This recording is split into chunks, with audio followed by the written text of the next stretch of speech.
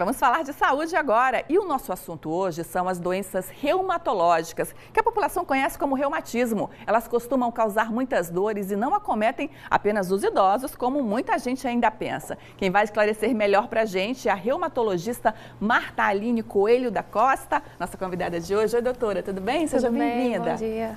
Vamos esclarecer para a população, então, o que é o que a gente chama popularmente de reumatismo?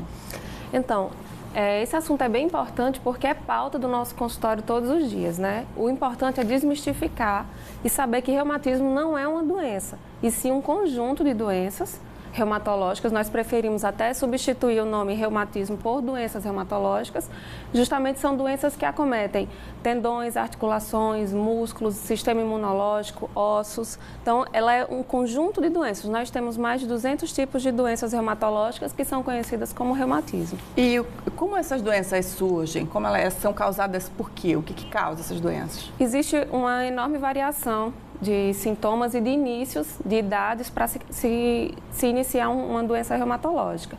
Certas doenças são mais prevalentes nas crianças, outras mais na fase meia-idade e outras na fase mais adulta. São várias as causas, desde genéticas herdadas, né, da mãe, do pai, como desencadeadas por fatores ambientais. Cigarro está muito importante relacionado também, exposição solar, fatores hormonais. Então, são várias causas. É importante que se identifique qual doença estamos falando para poder entender, pois o tratamento pode ser completamente diferente uma da outra. Agora a gente continua falando de saúde. As doenças reumáticas são bastante comuns, principalmente no dia a dia. Como os afazeres de casa, que exigem mais força, as chances de desenvolver reumatismo são grandes. E não são só os idosos que sofrem, não.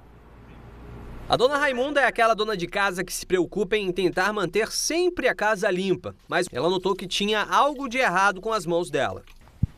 Foi porque doía meus dedos, doía os pés, aí inchava, começou a inchar, aí eu procurei o médico. Aí o médico passou a medicação, né? E eu tô com 1 ano de tratamento, 1 ano fazendo tratamento. Ela foi diagnosticada com artrite, onde o principal sintoma é a dor nas juntas do corpo. A artrite é uma inflamação de uma ou mais articulações do corpo, causando dor e rigidez, que podem piorar com a idade. É uma das doenças mais comuns envolvendo o reumatismo. E como era para a senhora fazer as coisas em casa, que dolorido? Era meio difícil, viu? Tinha dia que eu nem fazia nada. E eu não posso movimentar muito, fazer muito serviço, não posso. O tratamento dessa doença inclui medicamentos e também a prática de exercícios físicos. E foi o que o médico receitou para a dona Raimunda. Caminho um pouco, 2 vezes na semana eu tenho que, entendeu? Andar, dou uma volta aqui na Avenida Passarinho, até em casa. Assim, ajuda. Ajudou muito. Bom, a gente continua agora a nossa conversa com a reumatologista Marta Aline Coelho da Costa, que está trazendo informações sobre como prevenir e como tratar o reumatismo. Doutora, a gente mostrou aí na reportagem que essa senhora faz ali muito esforço durante os afazeres domésticos. Esse esforço repetitivo que a gente faz dentro de casa pode causar o reumatismo? Sim.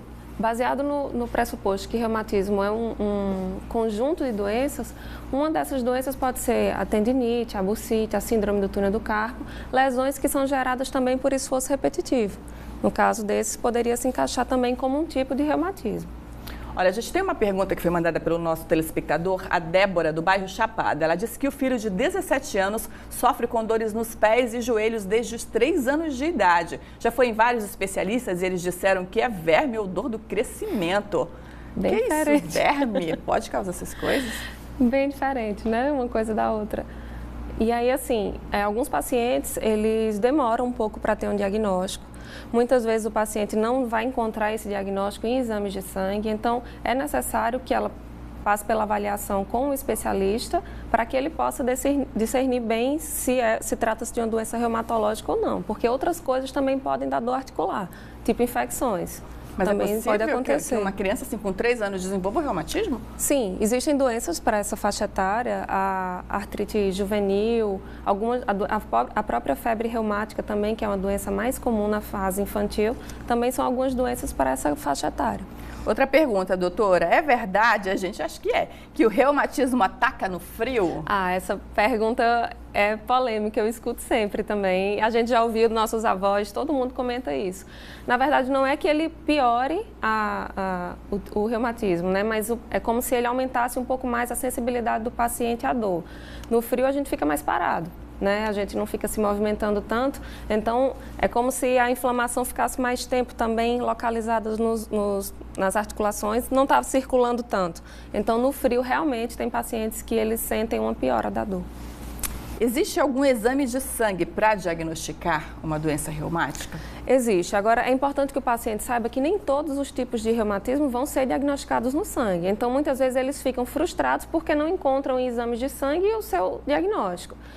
Tem doenças que a gente diagnostica só em fazer o exame físico. A história e o exame físico são fundamentais. Os exames são complementares. Alguns exames estão mais presentes em algumas doenças. VHS, PCR são provas de atividade inflamatória, vão estar aumentadas em vários tipos de processos inflamatórios, inclusive nas doenças reumatológicas.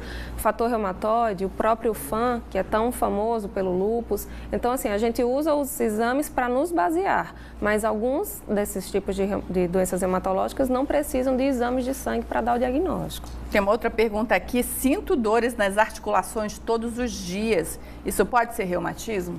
Pode ser. A gente precisa ver quais são os locais que estão acometidos.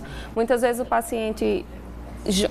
Eu falo que eles costumam juntar a doença. Eles começam inflamando o cotovelo, e aí tem uma epicondilite, que é a tendinite do cotovelo, e aí ele vai deixando passar porque não está incomodando tanto, depois começa a sentir mais o ombro, vai sobrecarregando outra articulação, e aí vai pulando as articulações, e não é que a doença se espalhou, ele apenas inflamou vários locais ao mesmo tempo.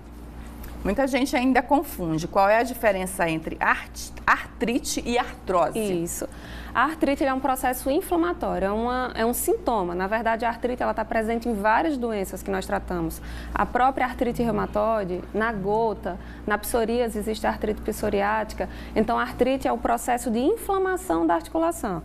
É a articulação quente, vermelha, inchada, isso é artrite. A artrose já é um processo de degeneração osteoarticular. Todos nós vamos ter artrose, né? Ela geralmente começa a partir dos 40, 50 anos, tem pacientes que adquirem mais cedo, é o próprio desgaste normal da cartilagem. O paciente costuma sentir muito dor, principalmente relacionada a movimento, dependendo de qual é a localização. A artrose do joelho, o paciente sente muita dor quando vai deambular, a perda de peso ajuda bastante nessa dor. Tem artrose nas mãos, artrose nos ombros, artrose no quadril. Então, na coluna, o famoso bico de papagaio é uma artrose. O famoso esporão de calcânio também é um tipo de artrose.